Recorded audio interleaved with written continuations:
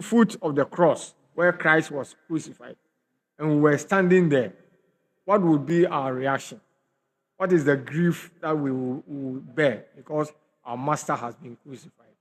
And what will we do to encourage him, to motivate him, and to witness what is happening? And that is why we do the veneration of the cross.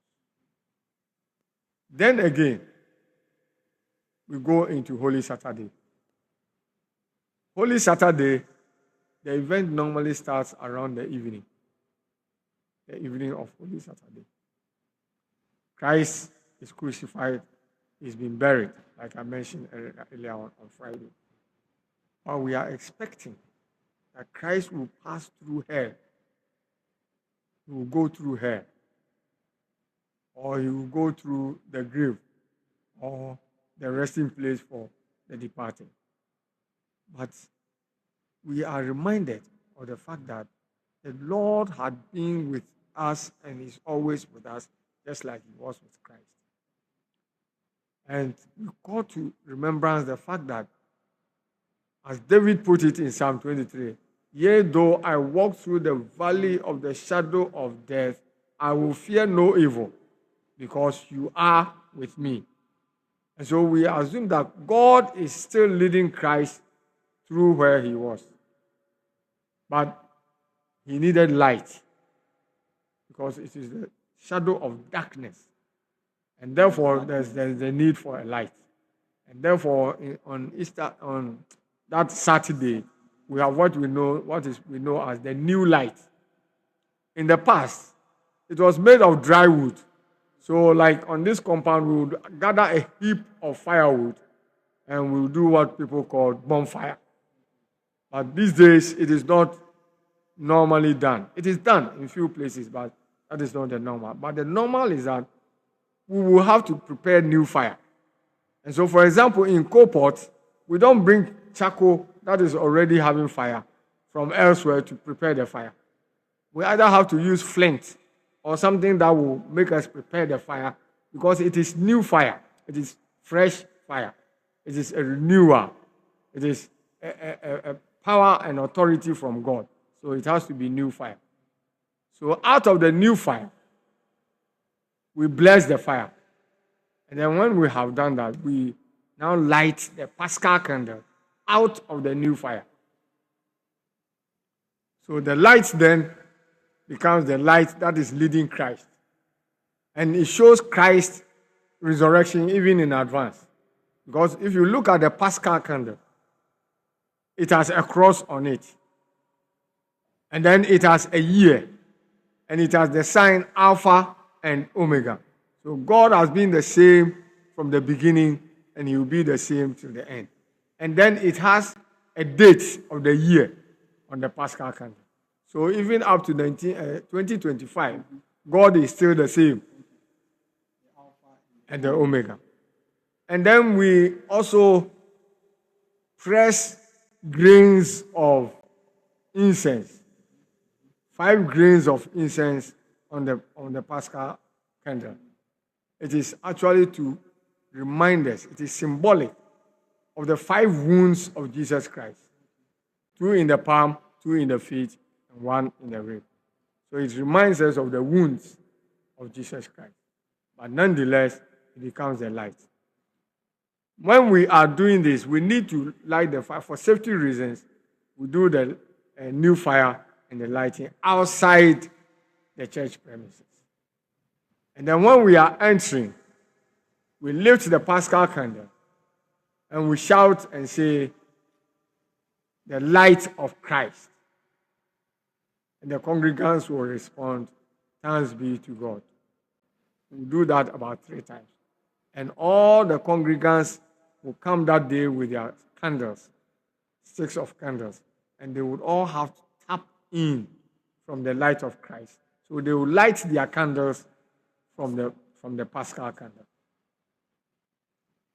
The Paschal candle is then brought, put on a stand, and we do a lot of readings, reminding us of our sinful nature, reminding us of how Christ has died for us, reminding us of a new beginning in our lives, reminding us of the importance of the renewal of our baptism vow, reminding us of the great baptism in the Red Sea, where God separated the sea and the Israelites went through to save their lives.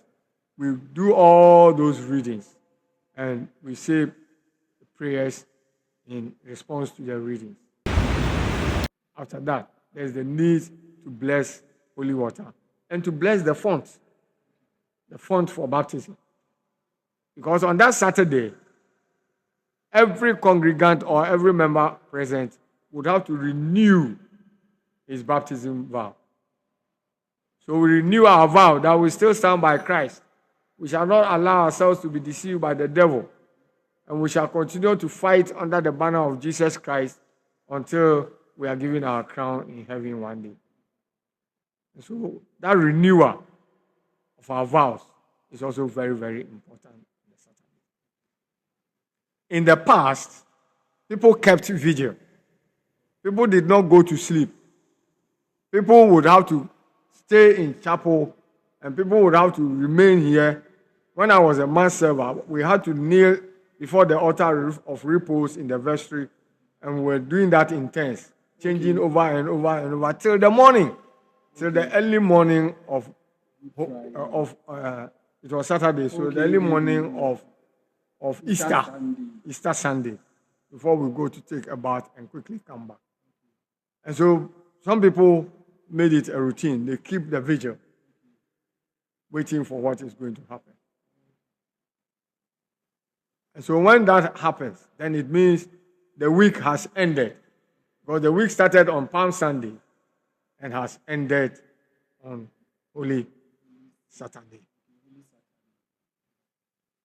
So then the next Sunday begins a new week. And that is the Sunday of Easter, when we have to come and celebrate. And that is the first time we hear Hallelujah. You remember that from Lent, we have not been saying glory be to God. And we have not been saying Hallelujah. So at dawn on Friday, that's the first time we hear the biggest Hallelujah. Dawn on Sunday. On Sunday. Again, in the Holy Week, people are not supposed to be wearing cross, even if you are a priest. We must not see the cross. We must not see it until the Easter day. So that is one thing, one practice, but people are overlooking. But it is very, very important. So, Venerable, you said a lot that goes on within Holy Week. And these are my questions that I want to ask, so we clarify things out for us to learn. First, it will be on the Palm Sunday. As growing up, I've realized that on Palm Sunday, service is being started outside the chapel and after procession before we come in. This is my first question. Why is it that we start the Palm Sunday service outside the chapel before bringing it in? And whilst we are back from the procession, we see the priest in charge or the celebrant that day will use his or her palm front to knock or to hit on the door where we call the west door. He will use it to hit the west door 3 times before we enter as congregants. I want to know why that happens when it comes to the aspect of Palm Sunday. Okay. On Palm Sunday, it is not a hard and a fast rule. Some people would bless the palm fronds in the chapel before they process out to town and back. Some people would also decide to bless the palm fronds outside the premises and process into the chapel. There is no hard and fast rule about that one. But my preference, like some people would say, is to bless the palm fronds inside the church and then file out to town and do the procession and then come back in. When you are returning, we are shouting. It is like in those times when the triumphal entry into Jerusalem. People thought Jesus would fear going into Jerusalem.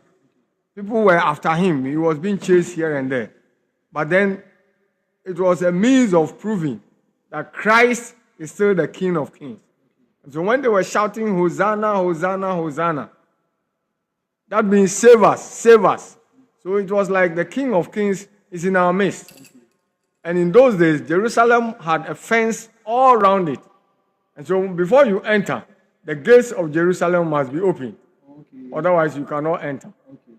And so what happens out there when he's doing the knocking confirms a psalm which says, lift up your heads, all ye gates, and ye be lifted up high, and the King of glory shall come in. Who is the King of glory? He is the mighty in warrior, he is the mighty in battle. So it is to significantly indicate that Jesus Christ, the King of Kings, is entering Jerusalem, and therefore the gates must be opened for him to enter.